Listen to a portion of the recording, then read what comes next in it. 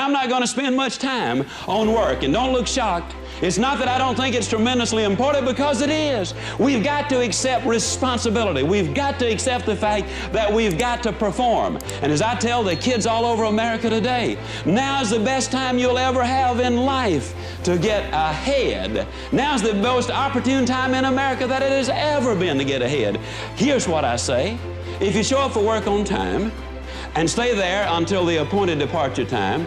If you do what they pay you to do, and then they pay you, then nobody owes anybody anything. Now, if you want a raise, get there a few minutes early.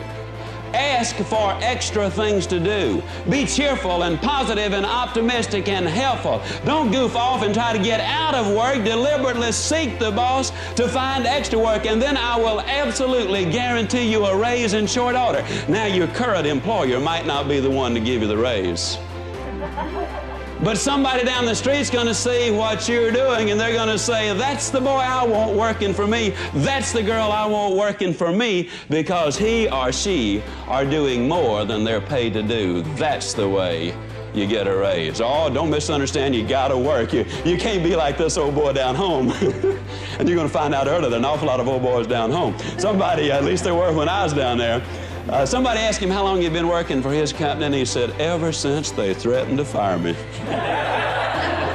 So that's about the size of it, yeah? But here's what we've discovered. If you got a good self-image, if you have your goals set in life, if you've got the right mental attitude, nobody has to tell you, go to work. That just follows naturally. So this is what we're going to work on, and you got to have a desire to succeed. You can't just casually want the good things in life. It's got to become a passion for you. Your dream has got to be more than just an idle thought. You got to be willing to build a foundation under it, and that's for sure. Now, we're going to be taking these steps, and quite obviously, ladies and gentlemen, I believe that these steps are what is necessary. But let me identify to you what one of the major problems in America is. One of the problems is, you see, we have said to people, all of these things are available. We've shown them the big homes, the big cars, the swimming pools, the jet set, the style of living that a lot of people say, yeah, I'd kind of like that. And then on the other side of the ledger, we have said everybody not only can get these things, but everybody deserves these things. America is a rich and affluent land, and everybody can get them. Then we have another segment of society that says that crime is caused by poverty, with one segment saying you deserve these things and you ought to have them, and another segment saying that crime is caused by poverty. We subliminally, subconsciously plant a thought. Don't wait to get it. Go get it right now. There has never been a definitive study that establishes any correlation between crime and poverty. During the Great Depression, the crime rate was much lower in 1939 than it was in 1930, at the end of a decade of the roughest depression our country has ever had. So what we're saying is, let's start climbing some steps. You see, we could draw you an elevator to the top, but I'd have to be honest and say the elevator doesn't work. You're going to have to start taking these steps, and you're going to have to take them one at a time. But I've discovered that people don't mind taking the steps. If you tell them where they are, show them how many there are, and then tell them exactly how to climb the steps. But you see, you gotta climb the steps. You can't skip them. On September the 15th, 1944, in Jackson, Mississippi, at the YWCA at exactly 18 minutes after 8 o'clock, I saw the prettiest little girl standing over by the Nickelodeon. Now, some of you won't know what a Nickelodeon is. That's a jukebox, okay? And I thought to myself, boy, what I'd really like to do is I'd like to go over there and I'd like to grab her in my arms and I'd like to start hugging her and kissing her right now. That's exactly what I wanted to do.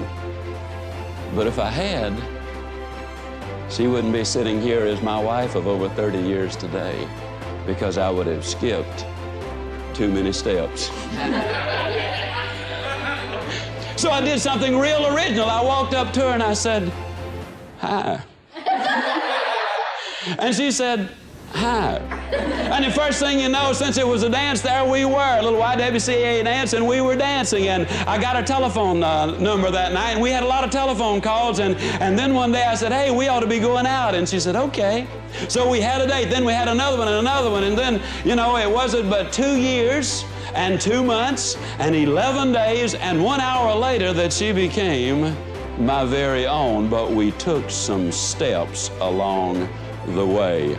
I don't care how bright you are in school, you cannot move from 2 times 2 equals 4 into analytical geometry. You got to take some steps. Now, the mistake a lot of people make is they get on one step and sit there. You know, that's not what I'm talking about either. What I'm talking about is taking these steps, and then you will get these things. A lot of people say, well, what do you do to get started? Well, let me tell you a little story.